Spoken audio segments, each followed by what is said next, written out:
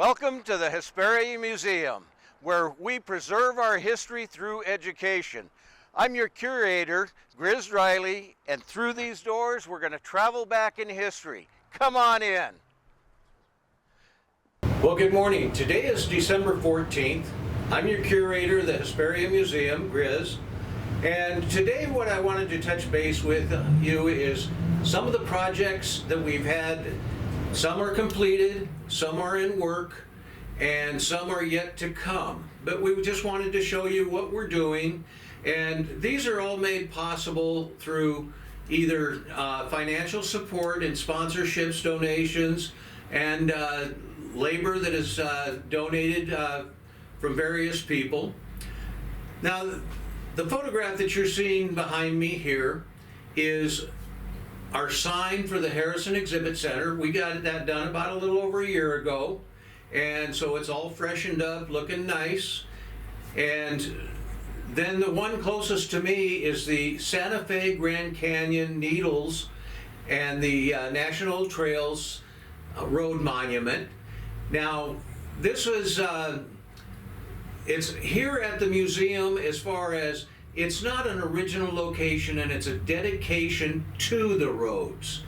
Now, the monument or the museum is sitting on the national trails. It just was not in one of the directional areas that it was in the 19-teens.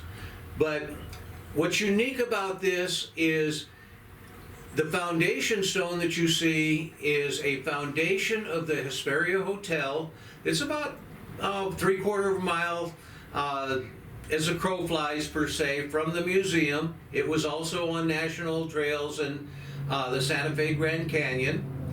And then the lineage. Now, the reason that we do these two is because in 1912 it was the Santa Fe Grand Canyon Needles, and that was laid out by O.K. Parker from the Automobile Club of Southern California.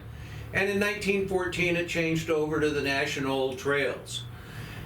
So these are predecessors to what we know as Route 66.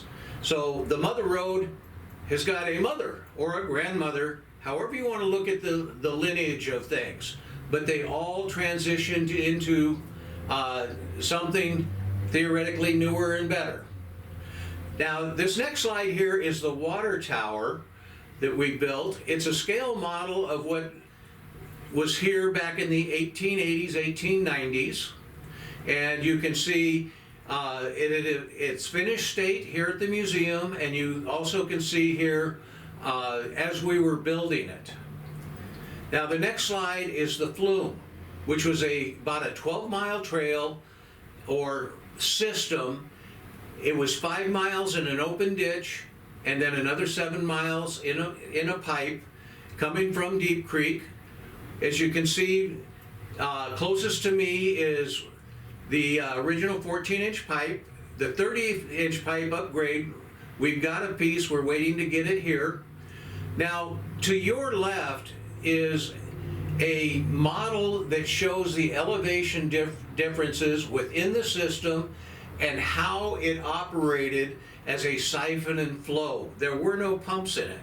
So I can sit there and overpower this, show you what would happen if you didn't control it at its start point, as well as I can stop it and you can see how the siphon and flow works. Now, getting into what's coming up next, because these were all completed projects, is the schoolhouse here. Now, you can see it, most people see it as a church here at Sea and Main. Originally, it was our schoolhouse built in the early 1880s. And as you can see from where it is now to what it was, it's missing its bell tower. The scale model will have a bell tower on it. It will not have the extension out the back that you can see on the photograph of how it sits now, because that originally wasn't there. And as you can see here also, I've been working on the scale bell. I've turned it out of a solid piece of steel and working it down. So that's in process right now. Now, one of the things that, as we talk about these are all made possible, as I've stated before, either through financial donations just to the museum in general, or specific donations to the project. And we also have people that have donated time in helping to build some of these. So as we go on, the next one to follow the schoolhouse is the train station. Now, what's really cool here, because in the schoolhouse, I had to physically go over and take measurements of the schoolhouse and then scale it down. Now, the train station, what we've got, because it no longer exists, is we've got the turn of the century, I think they're about 1903, what they called peg books. And they are drawings of what the the train station was, how it was built, the material used, and we will be building it from those peg books. So that is in development yet, scaling it all down. And this next one here, Walter's Store, most of you that run around Hesperia Road will see it as the Vintage Mercantile, but the Walter's Store was built in 1915. It was not our first post office, because there's a predated building across the street from it, and it goes back to our first postmaster of 1888. But Walter's Store was our post office and our general store from about 1915 to about 1958 into 1960, when a larger store was built. And we'll be doing that from measurements from the building itself. And if you go by it, you can see that it's got some wear and tear on it, and we just want to build the model so people will see what it was in its heyday. And the last one, and at least on this slate right now, and it's the most complex one, is the Hesperia Hotel. Now, it was 45 feet deep, 65 foot long, and about 45 foot tall with 28 rooms. This is the most complicated model to build, so we're kind of saving it for later on, because there are close to 50,000 bricks that were made to build the Hesperia Hotel.